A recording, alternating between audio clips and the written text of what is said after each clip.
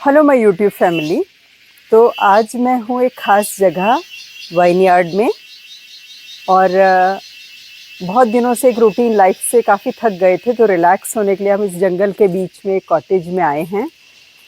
और आज की कहानी है बहुत ख़ास।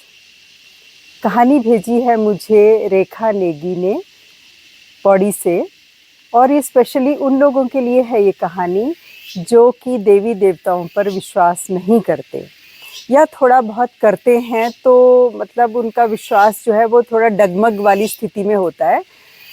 जिसे कहते हैं फुली फेथ करना, वो नहीं करते हैं। वो उन लोगों के लिए कहानी है। तो कहानी ऐसी है कि जो रेखा नेगी हैं, बेसिकली ये देहरादून से हैं। इनका जो एजुकेशन है और पढ़ाई सब कुछ जो है, पालन पोषण परवरिश सब कुछ देहरादून में हुई है। और ये कहती हैं कि मुझे देवी देवताओं पे भरोसा तो था, बट मैं श्योर नहीं थी कि सच में ही देवी देवता होते हैं या ये कुछ इनका लाइफ में कुछ योगदान होता है, कुछ इफेक्ट होता है। मतलब वो डाइसी सी सिचुएशन में थी। तो कहती हैं कि मेरी शादी हुई और शादी होने के बाद गई ये पौड़ी। तो पौड़ी में इनका है 4 मंजिल का मकान, और ये लोग भैरव देवता को मानते हैं और भैरव इनके इष्ट हैं। तो इनका 3rd फ्लोर में जो है वो मंदिर है, जिसमें भैरव का चिमटा और त्रिशूल वगैरह जो चिन्ह होते हैं भैरव के, उनकी कोई ऐसी छोटी सी प्रतिमा और उनके चिन्हों के साथ उनका 3rd फ्लोर पे मंदिर था। तो ये बताती हैं कि पता नहीं क्या हुआ, मेरी मदर इन लॉ बीमार रहने लगी बहुत ज़्यादा, और बहुत इलाज करवाया डॉक्टर्स से, बट वो ठीक नहीं हुई। तो आखिर में हार करके किसी ने इनको बोला कि किसी ओझा के पास, या गांव में उनको बकिया कहते हैं, या तांत्रिक भी कह सकते हैं आप, या साधक भी कह सकते हैं, उनके पास हार के इनकी मदर इन लॉ गई। तो जब उस बकिया ने जो बात बताई, तो ये सुन के बहुत ज़्यादा हैरान हुए। उन्होंने उनसे बोला कि क्या आपके घर में भैरव का स्थान है? तो उनकी मदर इन लॉ कहने लगी, हाँ है, हमारे घर में भैरव का मंदिर है। तो कहने लगे कि वो 3री मंजिल पे है ना? तो उन्होंने कहा हाँ 3री मंजिल में है। तो उन्होंने कहा ऊपर की मंजिल में फिर आप रहते होंगे? कहने लगे हाँ, कोई ना कोई रहता ही है। तो उन्होंने बोला कि उनको टॉप फ्लोर पे वो जगह मांग रहे हैं कि 4थी मंजिल में मुझे स्थान दिया जाए। तो अब ये घर पे आई, इन्होंने अपने हस्बैंड से सारी बात बताई, और इन्होंने बाकायदा पूजा पाठ करके उनको 4th फ्लोर पे स्थान दिया। और इतनी हैरानी की बात है कि उसके बाद वो एकदम से ठीक हो गई। तो ये कहने लगी कि मेरी मदर इन लॉ बिल्कुल ठीक हो गई, और फिर उन्होंने एक देहरादून में घर बना लिया। तो उन्होंने कहा मेरे सास ससुर ने कि हम जाके देहरादून में रहते हैं, और यहाँ पौड़ी का जो घर है इसको तुम संभालो। उसमें काफ़ी सारे रेंटर्स भी रखे हैं उन्होंने, 4 या 5 रेंटर्स हैं। तो ये कहने लगी मुझे बड़ा डर लगता था इतने बड़े घर में अकेले रहना। 3rd फ्लोर पे रहती थी और 4th फ्लोर पे उन्होंने मंदिर शिफ्ट कर दिया था। तो कहने लगी कि क्या होता था कि एक दिन मेरी रात को अचानक से नींद खुली 1 बजे के करीब, और मैंने ऐसी आवाज़ सुनी जैसे कि कोई गेट बजा, जैसे ऐसी आवाज़ हुई, टन की आवाज़, ऐसे खट की आवाज़। तो ये कहने लगी कि मैंने सोचा कि मैं छत का दरवाज़ा कहीं भूल तो नहीं गई, ये कौन गया होगा छत पे, टॉप फ्लोर पे कौन गया?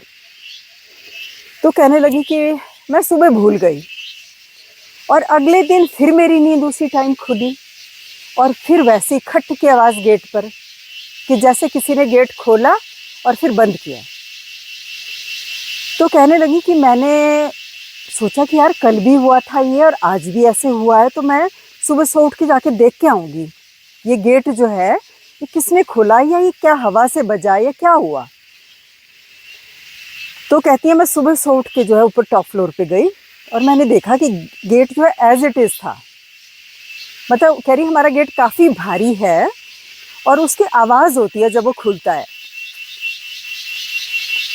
उन्होंने मुझे वीडियो क्लिपिंग्स भी भेजी हैं कि कैसे आवाज़ होती है गेट की, और उसके ऑथेंटिफिकेशन के लिए कि आपको विश्वास हो कि वो सच्ची घटना है।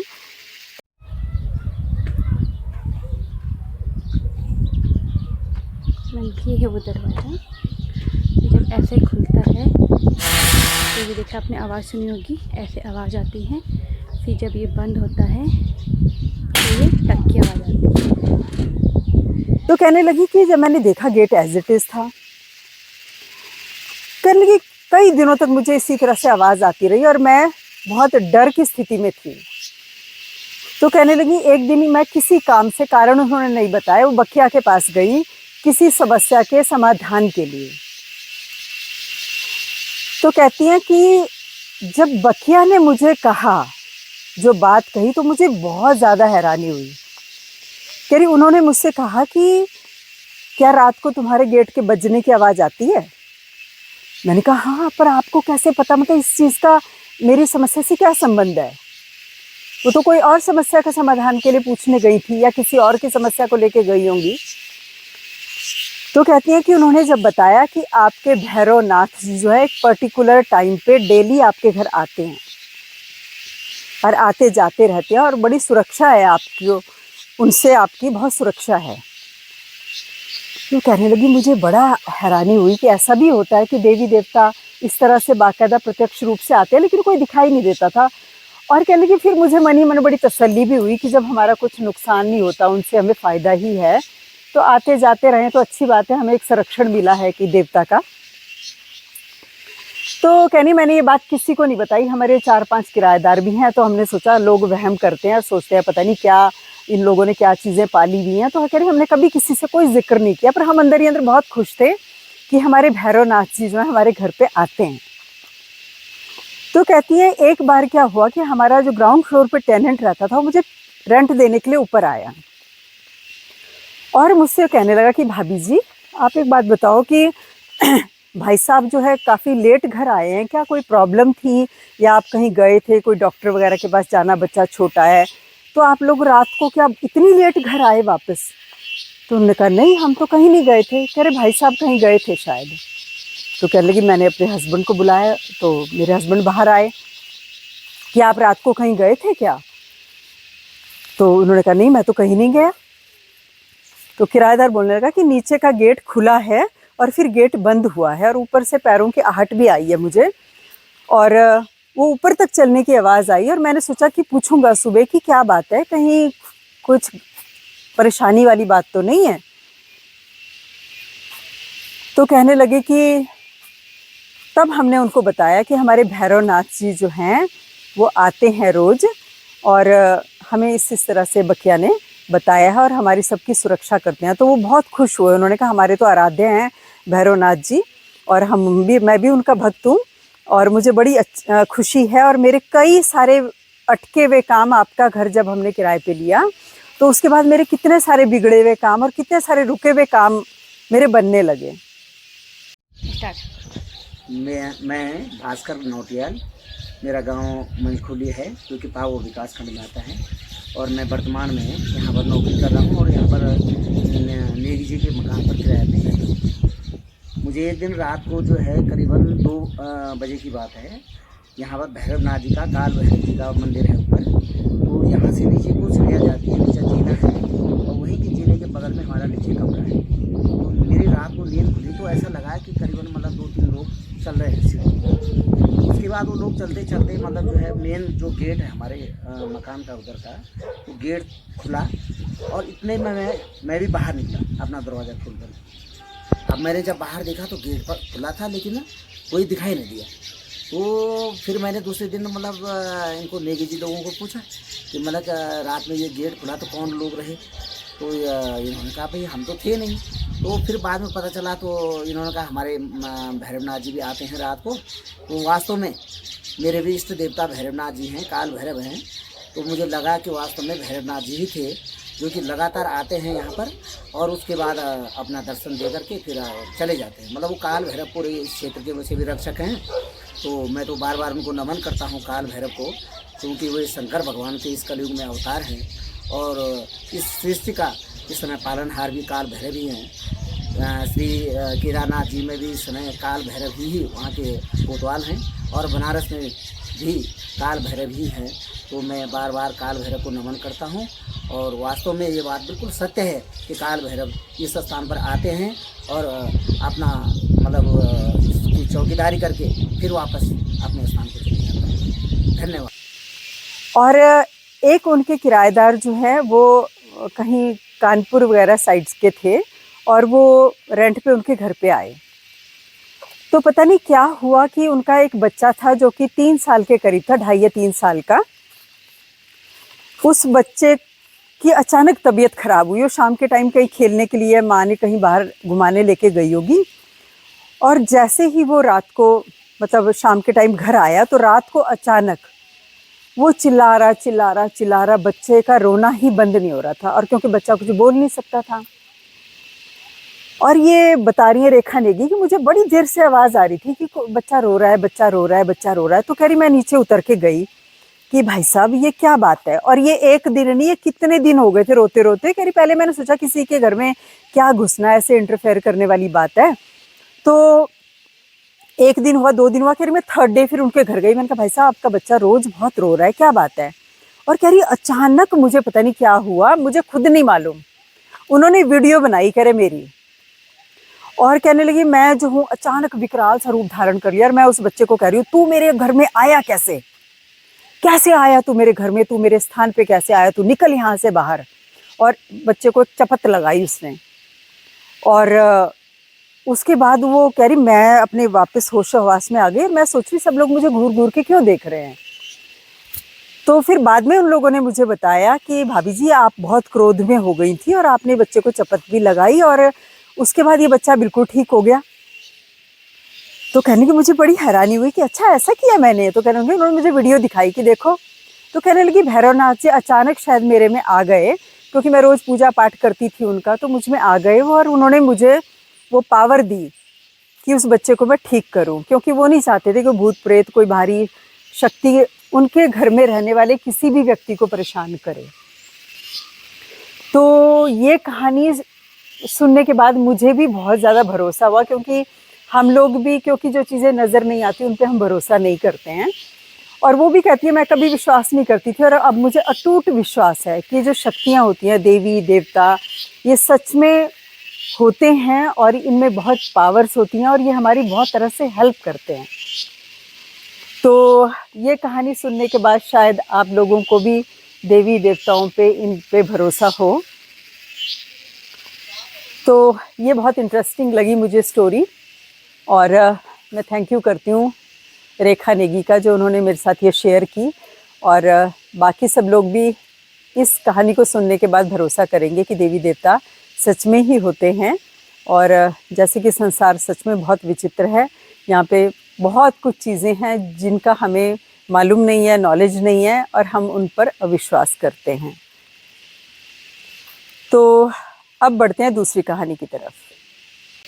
तो ये कहानी जो मैं आपको सुनाने जा रही हूँ ये मुझे सुनाई है मेरी बहू ने, और ये घटना घटी है उसके नाना जी के साथ।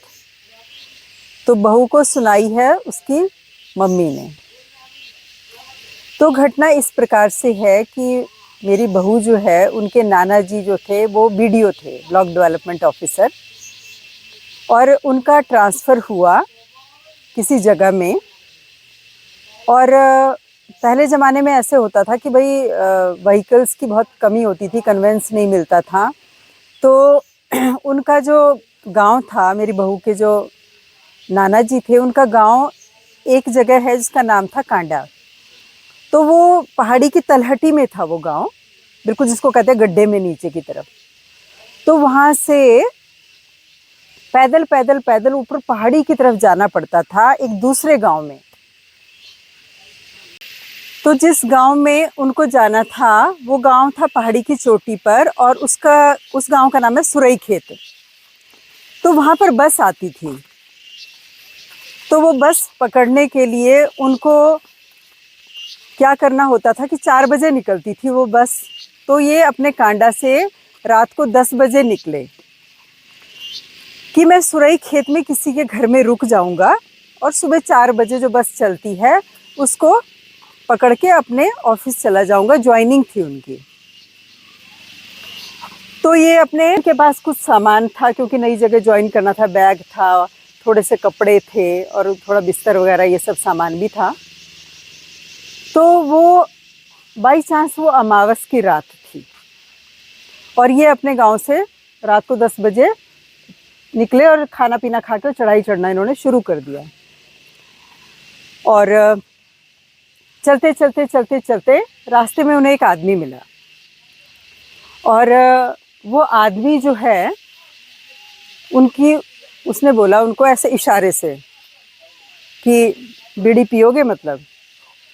तो उनके नाना जी भी बीड़ी पीते थे। तो उन्होंने उसको जो है जला करके दी उनको बीड़ी, उस आदमी ने, और इन्होंने बीड़ी पीने शुरू कर दी। वो बोला नहीं कुछ, मुंह से इशारे से ही बात की उन्होंने। और इन्होंने बीड़ी ले ली, बीड़ी पीने लगे और सामान भी साथ में। उस आदमी ने इशारे से उनके हाथ से थैला ले लिया हाथ से और उनका थैला भी उठाया और उनसे बातें नहीं कर रहा था, इशारों में, जैसे वो कुछ पूछ रहे थे तो ऐसे ऐसे कर रहा था। तो उनको लगा शायद ये गूंगा है। और ये करते करते चलते चलते बहुत मदद के साथ उसने उनको सुरई खेत के बिल्कुल पास पहुंचाया उस आदमी ने। और वहाँ पर 3-4 घर थे और वहाँ पर लाइट वगैरह जल रही थी। तो उन लोगों को पहले से पता था कि हमारे घर आने वाले हैं, उनको पहले से इन्फॉर्मेशन थी। तो वो आधे रास्ते में आ गए थे उनको लेने के लिए और उन्होंने देखा इसके साथ एक आदमी है और उन्होंने चिल्लाना शुरू कर दिया कि आ गया अमावस का भूत, आ गया अमावस का भूत। उनको भी दिख रहा था वो। और इनके फादर जो हैं, इनके जो हमारी बहू के जो नाना जी हैं, वो इतने हैरान हो गए कि ये क्या बोल रहे हैं, ये कौन है अमावस का भूत, कौन है अमावस का। तो उन्होंने कहा तेरे साथ चल रहा है अमावस का भूत, तेरे साथ चल रहा है।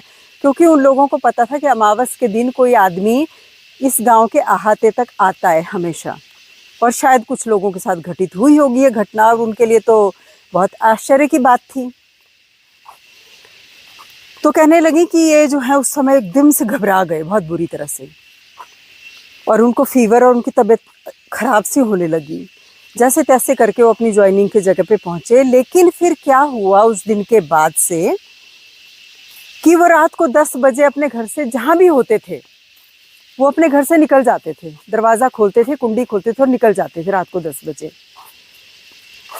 यानी कि जिसके साथ वो इतनी यात्रा कर रहे थे और बड़े आराम से कर रहे थे, ये पता चलने पर कि ये भूत है, वो उन पे आ गया। यानी कि भूत उन पे चिपट गया जिसको कहते हैं। और वो बीमार रहने लगे और कमज़ोर हो गए। बहुत टाइम हो गया, मतलब 3-4 महीने तक उनकी हालत ख़राब हो गई।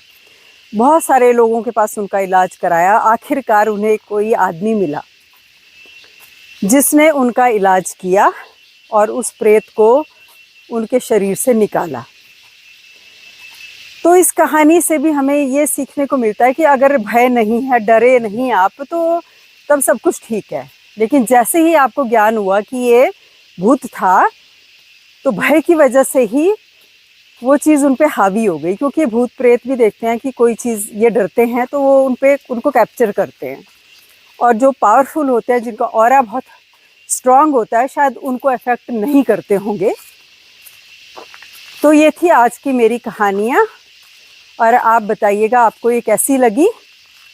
और आज हमारा जो थोड़ा लोकेशन भी अलग तरह की है, क्योंकि बहुत अच्छे प्लेस पे आए हैं, तो सोचा आपको ये भी दिखाएं हम। बहुत सुंदर कॉटेज है। और कमेंट सेक्शन में ज़रूर बताइएगा स्टोरीज़ कैसी लगी, और वीडियो को आखिर तक देखने के लिए बहुत बहुत धन्यवाद।